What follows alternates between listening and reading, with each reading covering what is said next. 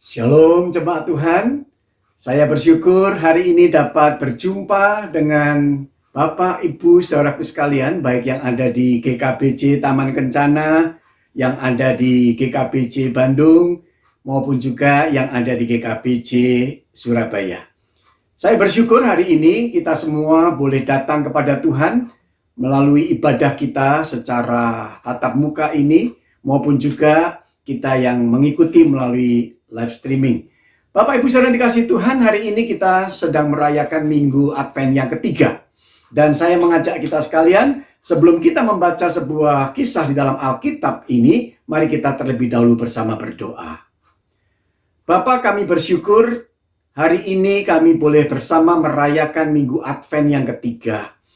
Biarlah bersama hamba-Mu yang sebentar akan berbicara, Tuhan perlengkapi dengan urapan kuasa Roh Kudus-Mu. Hikmat daripadamu. Setiap perkataan yang benar yang diucapkan adalah sungguh-sungguh berasal daripada Tuhan untuk menyegarkan rohani kami, menguatkan kami, dan juga yang perlu ditegur, tegurlah kami.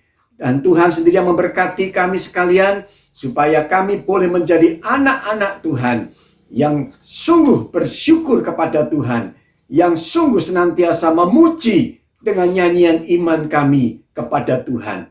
Diberkatilah juga jemaat-Mu yang mendengar pada kesempatan ini, baik melalui ibadah ini maupun juga dalam kesempatan yang berikutnya. Tuhan, kami percaya bahwa setiap orang yang mendengar akan diberkati. Terpuji nama-Mu, di dalam nama Tuhan kami Yesus Kristus kami berdoa. Haleluya. Yang percaya katakan amin. Saudara yang dikasihi Tuhan, hari ini tema yang saya berikan bagi kita sekalian adalah sebuah nyanyian iman. Sebuah nyanyian iman. Mari kita membuka firman Tuhan di dalam Injil Lukas pasalnya yang kedua, ayatnya yang ke-25 sampai dengan ayatnya yang ke-33 khususnya. Nanti kita bisa baca selanjutnya di dalam kesempatan ketika kita boleh membaca Alkitab kita masing-masing. Saya membacakan demikian firman Tuhan. Bolehkah saya mengajak kita semua, meskipun kita tidak langsung bertemu, tetapi Bapak Ibu Saudara bisa membaca sesuai dengan Alkitab yang ada di tempat kita. Firman Tuhan berkata demikian. Injil Lukas pasal 2 ayat 25 sampai dengan ayat yang ke-33. Adalah di Yerusalem seorang bernama Simeon. Ia seorang yang benar dan saleh yang menantikan penghiburan bagi Israel. Roh Kudus ada di atasnya. Saudara-saudara yang bisa membaca, ikuti ayat yang ke-26 dengan bersuara. Dan kepadanya telah dinyatakan oleh Roh Kudus bahwa ia tidak akan mati sebelum ia melihat Mesias, yaitu Dia yang diurapi Tuhan. Ia datang ke bait Allah oleh Roh Kudus. Ketika Yesus anak itu dibawa masuk oleh orang tuanya untuk melakukan kepadanya apa yang ditentukan hukum Taurat. Ayat yang ke-28 bersama-sama. Ia menyambut anak itu dan menatangnya sambil memuji Allah, katanya. Ayat 29, sekarang Tuhan, biarkanlah hamba-Mu ini pergi dalam damai sejahtera sesuai dengan firman-Mu. Ayat 30 bersama-sama, sebab mataku telah melihat keselamatan yang daripadamu. Ayat 31, yang telah Engkau sediakan di hadapan segala bangsa. 32, yaitu terang yang menjadi penyataan bagi bangsa-bangsa lain dan menjadi kemuliaan bagi umat-Mu Israel. Ayat yang ke-33, dan bapa serta ibunya amat heran akan segala apa yang dikatakan tentang Dia. Dan saudaraku yang dikasihi Tuhan, pastilah yang berbahagia adalah mereka yang membaca firman Tuhan, merenungkan di dalam hatinya, dan setia melaksanakan di dalam kehidupannya. Maranatha. Saudaraku yang terkasih, tema kita adalah sebuah nyanyian iman. Saudara, kita membaca tadi tentang siapakah tokoh kita yang bernama Simeon. Saudara, dikatakan di dalam ayat yang ke-25 adalah di Yerusalem seorang yang bernama Simeon. Ia seorang yang benar dan saleh yang menantikan penghiburan bagi Israel. Roh Kudus ada di atasnya. Saudara, kita belajar untuk yang pertama, kita mau mengenal keteladanan iman Simeon. Saudaraku yang kekasih, kalau kita membaca di dalam bagian firman Tuhan ini, siapakah Simeon? Lukas tidak mencatat dengan jelas siapakah pribadi daripada Simeon ini. Hanya dikatakan ia ada di Yerusalem. Itu saja. Apakah dia seorang imam? Memang ada, saudaraku, beberapa penulis yang mencoba untuk menelaah sepertinya karena dia ada di bait suci, di bait Allah itu, mungkinkah dia seorang imam? Ini pun tidak bisa dibuktikan karena Alkitab tidak mengatakan. Ada yang mengatakan mungkin dia adalah seorang yang bekerja di bait suci. Secara tidak dijelaskan. Saya tertarik dengan satu kehidupan spiritualitas daripada seorang Simeon. Secara dikatakan ia adalah seorang yang benar dan saleh. Saudara, hari ini kalau kita melihat, saudaraku, orang yang benar di hadapan Tuhan dan juga sesama. Benar ini artinya apa? Benar adalah maksudnya menunjuk kepada orang yang perbuatannya bisa diterima oleh Allah dan orang yang tingkah lakunya berkenan juga di hadapan sesamanya. Jadi saudara, kalau kita mencoba untuk membayangkan orang benar itu seperti siapa? Ya seperti Simeon. Saya yakin karena kedekatan dia di dalam kehidupan dengan bait suci, bait Allah. Banyak waktunya dia pakai untuk berdoa. Dia ingin terus intim dengan Tuhan. Saudara, di era pandemi ini, kalau kita lihat banyak orang yang rindu ke bait Tuhan. Rindu beribadah di gereja. Wah, itu hebat, saudara. Ingin mengalami perjumpaan dengan Tuhan. Saudara, kalau kita melihat seperti Simeon, seorang yang sampai lanjut usia, dia selalu dekat dengan rumah Tuhan yang namanya bait suci.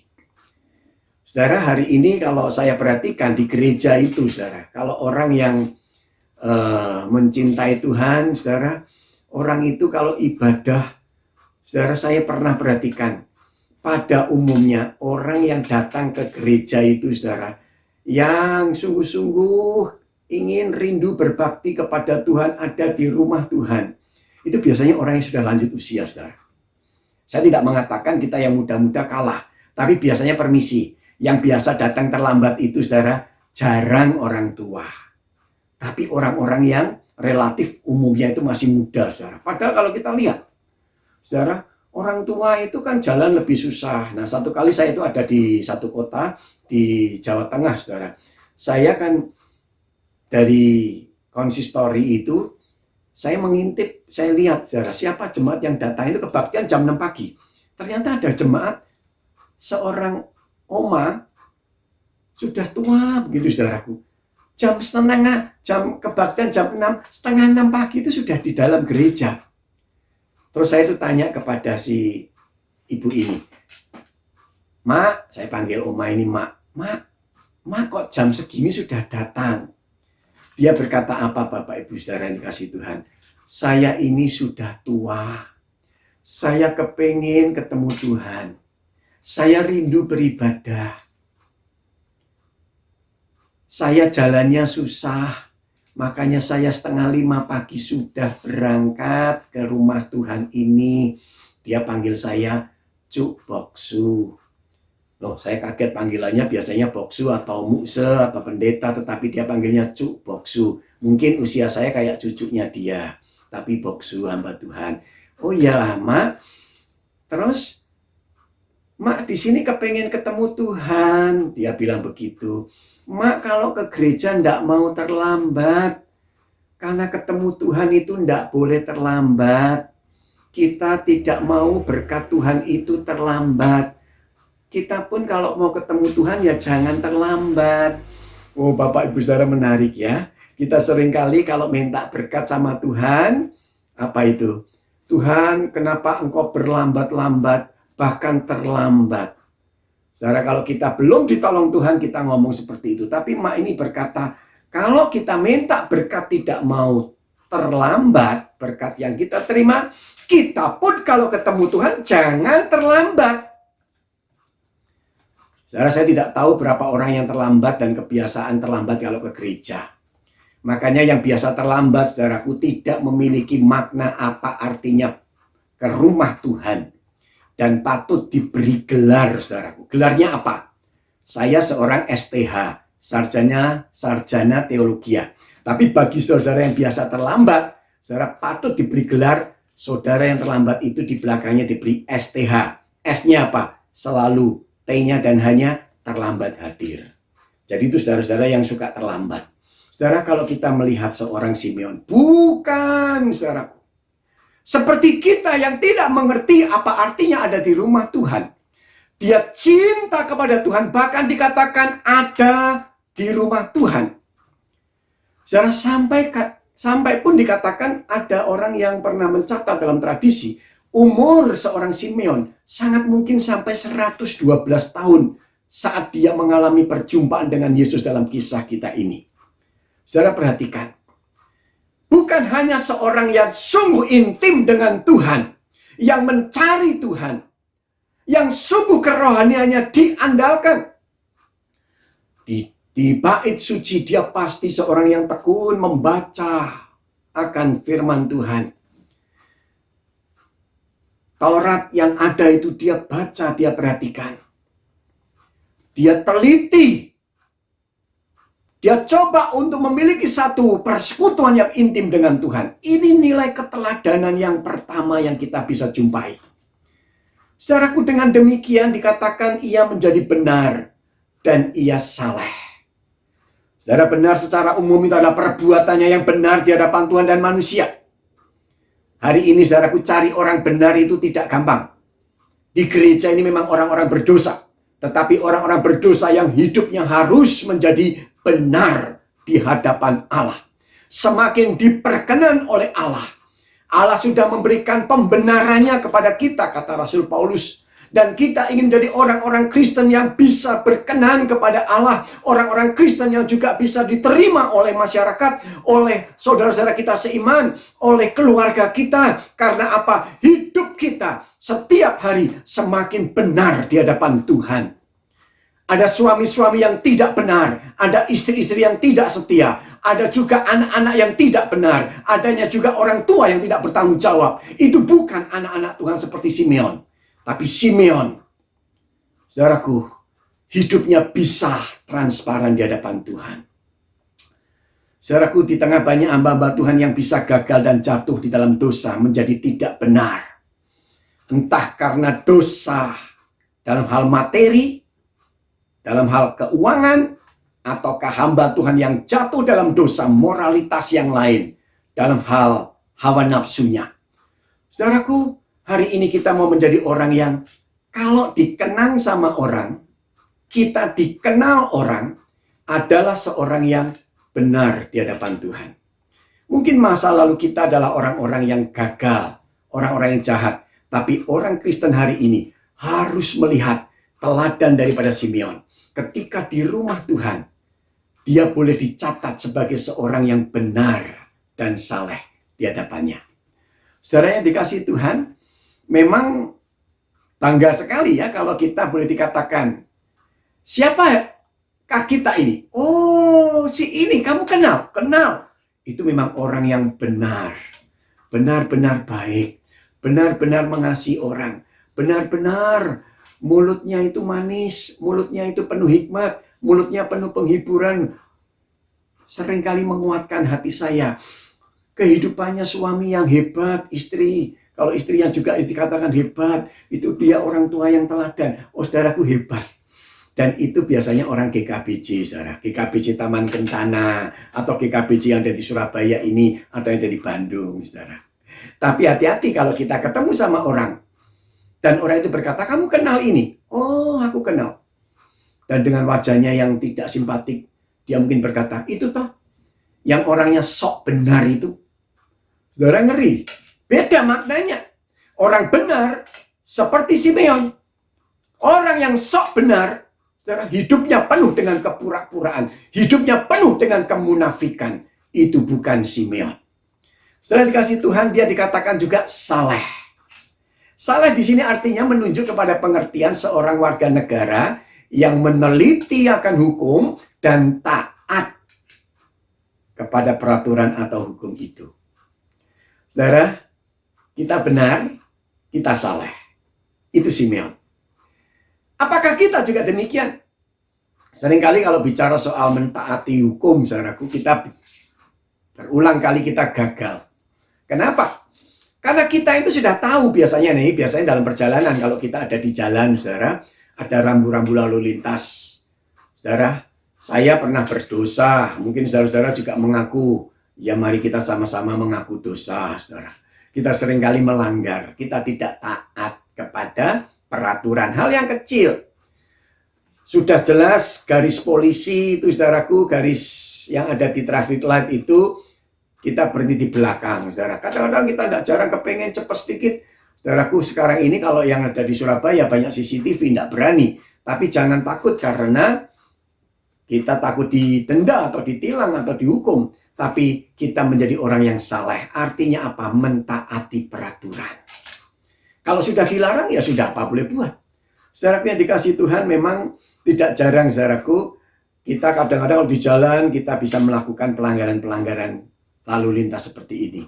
Bukan ini. Apa yang sudah digariskan, ikuti disiplin. Itu seorang yang dikatakan saleh. Saudaraku, hal yang menarik yang lain dikatakan bahwa seorang yang dikatakan Simeon ini maksud saya, Simeon ini adalah seorang yang menantikan penghiburan bagi Israel. Saudara, dia menanti penghiburan.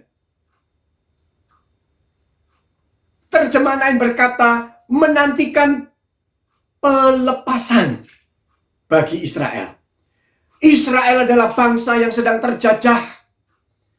Dijajah oleh Romawi, dijajah oleh Yunani, dijajah oleh Persia, dijajah oleh Babel. Itu pengalaman mereka pada masa yang lalu. Dan ketika di zaman Simeon ini, mereka pun sedang mengalami kondisi yang demikian. Oleh sebab itu, betapa seorang yang benar dan saleh ini menantikan pelepasan. Seorang yang sangat peduli kepada bangsanya, kepada umatnya Tuhan. Dan dikatakan Roh Kudus ada di atasnya.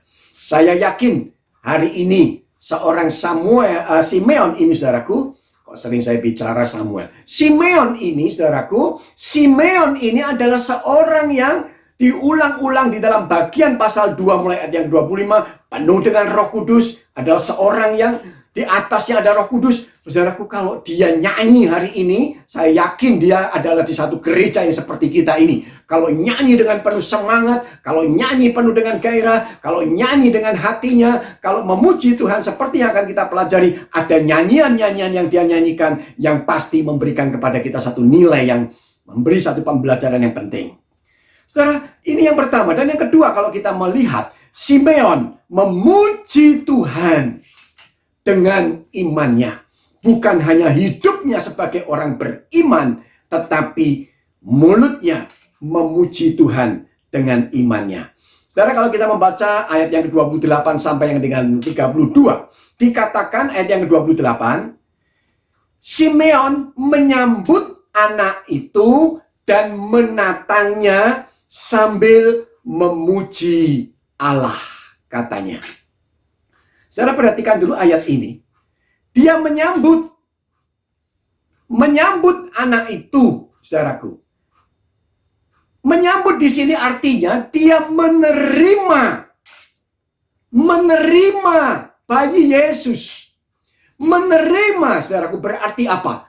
Keselamatan di dalam hatinya, hidupnya.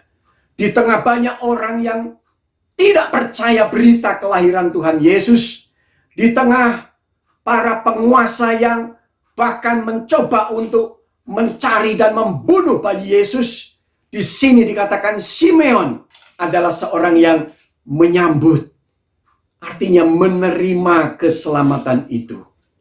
Saudaraku yang dikasihi Tuhan, kalau kita memperhatikan dari mulutnya ada satu pujian. Ketika dia menatang bayi Yesus yang datang di bait suci itu. Saudaraku, lihat gaya menatang ini, saudaraku. Menunjukkan betapa dia ingin memandang wajah Yesus. Biasanya kalau orang gendong bayi kan ditaruh di sini, saudara ya. Ditaruhnya di sini. Tetapi dia menatangnya. Saudaraku, sangat mungkin Simeon tidak punya anak. Makanya dia kalau membawa bayi caranya begini. Tapi yang menarik saya, ketika dia menatang bayi Yesus, dia sungguh, saudaraku, mengangkat hatinya, mengangkat mulut pujian, mengangkat juga tangannya kepada Allah dengan penuh syukur. Ia memuji Allah. Saudaraku, ada pujian yang muncul dari dalam hatinya, dari mulutnya. Saudara, memuji yang benar itu adalah mengetahui siapa saya dan siapa Tuhan. Bukan hanya sekedar membuka mulut dan bernyanyi, tetapi memuji Tuhan. Maka saudaraku yang dikasihi Tuhan, saya tidak suka kalau lihat penyanyi. Tapi saya lebih suka lihat pemuji. Orang yang menyanyi belum tentu dia mengerti apa yang dia nyanyikan, katakan. Tetapi orang yang memuji, itu keluar dari dalam hatinya. Saudara, jangan sampai di sini kita hanya kelihatan, saudaraku. Nampak luarnya, suaranya indah, merdu. Tetapi hatimu tidak pernah melayani untuk memuji Tuhan. Saya bersyukur diberi kesempatan oleh Tuhan. Saudara, kita bisa menyanyi, kita bisa memuji Tuhan. Yang penting adalah apa, setiap pujian itu membawa kita mengenal siapa aku, siapa engkau, dan siapa Tuhan. Dari situ, saudaraku, dia ingin memuji Tuhan selanjutnya. Bukan hanya dikatakan dengan kalimat seperti ini.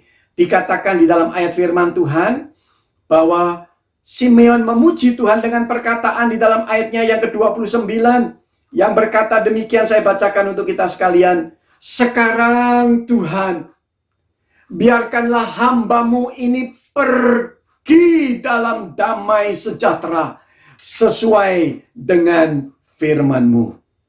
Saudara yang kekasih, Simeon berkata, sekarang ya Tuhan, hamba-Mu. Saudara lihat, dalam nyanyian ini orang beriman penuh dengan kerendahan hati dan merendahkan diri kepada Tuhan. Tidak ada nyanyian kesombongan. Dia menyebut dirinya hamba. Saudara, tidak gampang. Belum terkenal, dikenal, belum banyak yang menjadi penggemarnya. Oh saudaraku, kita masih rendah hati, kita bisa merendahkan diri, belajar untuk mengenal siapa diri kita. Tapi kalau sudah mulai top, saudaraku, wah. Apalagi kalau sudah mulai pakai jas, berdasi, saudaraku, pakaian rapi, duduk di tempat ibadah terhormat. Saudara, tidak jarang kita menjadi lupa kita ini hamba. Saudara, saya tertarik kalau orang Kristen itu lihat pendeta, saya tidak pakai. Kadang kalau kita lihat, saudaraku, hamba Tuhan itu bisa punya yang namanya stola yang dipakai ketika dalam ibadah-ibadah khusus. Saudara, saya kadang membayangkan ini maknanya apa. Bagi saya, seorang hamba Tuhan, stola itu bukan menjadi sesuatu simbol kegagahan saya. Tidak. Tapi malah sebaliknya. Stola itu bisa saya pakai sebagai simbol apa? Simbol untuk merendahkan diri, mengenal, menyadari kita ini cuman hamba. Ini kayak fungsinya ini sebagai lap, kalau saya boleh bilang, untuk membersihkan, saudaraku. Siap untuk melayani orang. Kita pakai alat ini, saudaraku, untuk melayani orang. Saudaraku, kalau kita bayangkan dalam kehidupan kekristenan kita, bagi saya, semakin kita mengenal Allah, nyanyian iman kita menjadi orang beriman yang merendahkan diri di hadapan Tuhan. Yesus adalah Allah yang datang menjadi manusia, merendahkan diri, bahkan taat sampai mati di atas kayu salib. Kenapa kita seringkali malah lupa diri? Saudaraku yang kekasih, kita pikirkan. Seorang Simeon, dia mengatakan dirinya, hambamu ini. Hambamu ini apa? Nyanyian iman selanjutnya berkata, biarlah hambamu ini pergi dalam damai sejahtera. Saudara, pergi di sini artinya dalam pengertian lain bicara soal kematian. Merujuk kepada kematian. Biarlah hambamu ini pergi dalam damai sejahtera. Arti yang lain adalah biarlah hambamu ini lepaskanlah di dalam sejahtera. Saudaraku, dia pakai istilah pergi dalam damai sejahtera. Memang banyak orang bisa pakai istilah lain dengan istilah mau kembali kepada Tuhan. Ada yang berkata, oh dia sudah dipanggil Tuhan. Itu juga kematian. Oh dia juga sudah pulang ke rumah Bapa, saudara. Itu juga dipanggil Tuhan, kematian. Tapi hati-hati kalau kita pakai kata pulang harus lengkap. Satu kali, saudaraku, saya mengunjungi orang sakit. Dan ketika saya doakan, saudaraku, kondisinya sudah parah sekali. Semua keluarganya sudah berkumpul. Dan keluarga ini cuma minta satu, Pak, tolong kalau mama sudah waktunya, kami sudah rela. Saya disuruh doakan biar cepat lepas, saudaraku, biar cepat pergi, biar cepat dipanggil Tuhan. Wah, ini repot saya kalau diminta doa kayak begini. Tapi saya ikuti saja dengan kalimat saya. Saya berkata, saya serahkan Tuhan, seperti keluarga sudah berserah kepada Tuhan, sudah menerima apapun bagi seorang mamanya. Saudaraku, amin. Saya pulang. Lama saya tidak ketemu. Ada seorang anaknya yang ketemu saya, saudaraku. Terus saya sapa, apa kabar? Gimana kabar mamamu? Saya bilang begitu. Saudara, jawabnya dia itu datar-datar saja. Dia bilang begini, Mama, Pak, Mama sudah pulang. Hah? Oh. Saya terus berkata spontan, aduh maaf ya.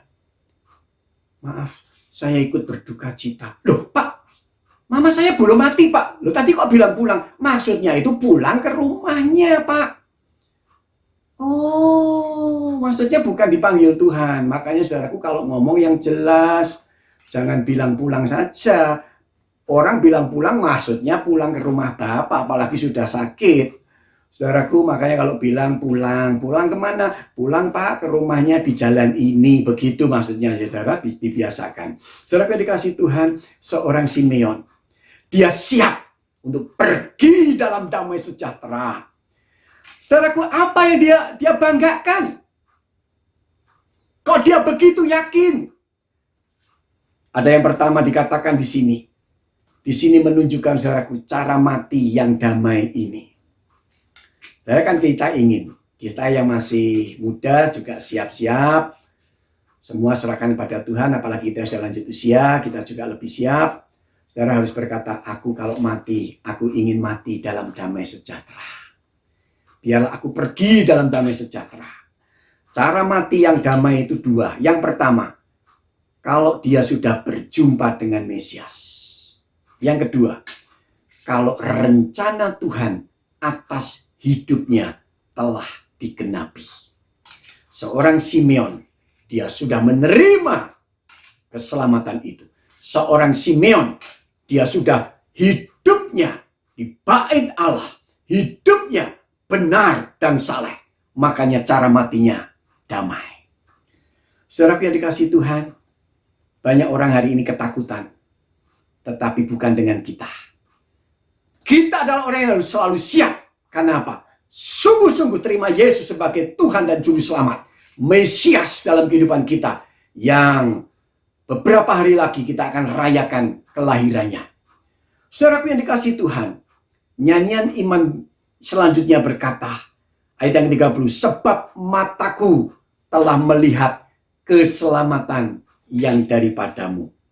Saudaraku, mataku telah melihat keselamatan. Ini nyanyian sukacita, saudaraku, seperti Minggu Advent ketiga. Makna sukacita ini sangat bernilai kuat.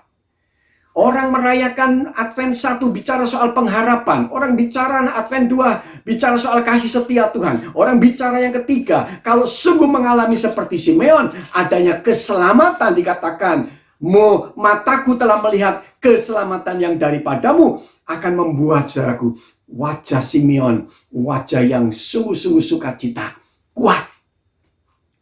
Saudara, biasanya kalau kita lihat, coba lihat kanan kiri kalau ada di sebelahmu, termasuk keluargamu. Wajah sukacita enggak? Saudara, banyak orang hari ini lelah. Bayangkan sudah 37, 38 minggu lebih kita di era pandemi, kita enggak bebas, saudaraku. Saudaraku yang dikasihi Tuhan, kalau kita memiliki keselamatan itu, hidupmu sudah diberikan kasih karunia keselamatan, hatimu penuh dengan sukacita, hidupmu penuh dengan kekuatan yang daripada Tuhan. Saudara, hari ini banyak orang wajahnya penuh persoalan. Hidupnya tertekan. Padahal sudah mengalami keselamatan, tapi belum sungguh-sungguh mengalami seperti Simeon. Saudara, jangan sampai demikian. Jangan ada di sini orang-orang yang wajah demikian. Saudara, kalau kita sudah memiliki yang terbaik, yakni keselamatan, pujian kita kepada Tuhan, pujian penuh makna. Dan yang terakhir, saudaraku, nyanyian iman. Satu pujian yang dinyanyikan, dikatakan ayat yang 31, yang telah engkau sediakan di hadapan segala bangsa. Nyanyian itu bukan hanya untuk dirinya, bukan hanya untuk orang Israel, tapi untuk segala bangsa. Universal. Saudara, siapapun layak mendengar pujian ini. Maka kalau kita menyanyikan Natal, saudaraku, hari ini Natal diterima oleh saudaraku, tempat-tempat hiburan, tempat-tempat seperti mall, tempat-tempat saudaraku keramaian, saudaraku, meskipun yang memasang belum tentu Kristen, ya. Tetapi kalau kita lihat orang dengar Natal, ada pujian, ada nyanyian, ini memberikan saudaraku sentuhan yang luar biasa. Memang saya kadang-kadang berpikir, kenapa Natal mesti harus hanya dinyanyikan lagunya itu hanya di bulan Desember, saudaraku. November orang sudah mulai, karena Advent yang pertama kemarin 29 November sudah nyanyi lagu Natal. Saudaraku, Januari mungkin masih ada dengar, tapi setelah itu tidak ada lagi. Saudaraku, yang penting bukan nyanyian Natal atau nyanyian yang kita nyanyikan itu, saudaraku, apa lagunya, tetapi yang utama bahwa beritakan kabar baik ini, bahwa Mesias datang untuk semua orang, segala bangsa, baik itu penguasa maupun juga rakyat jelata, seperti Yesus datang.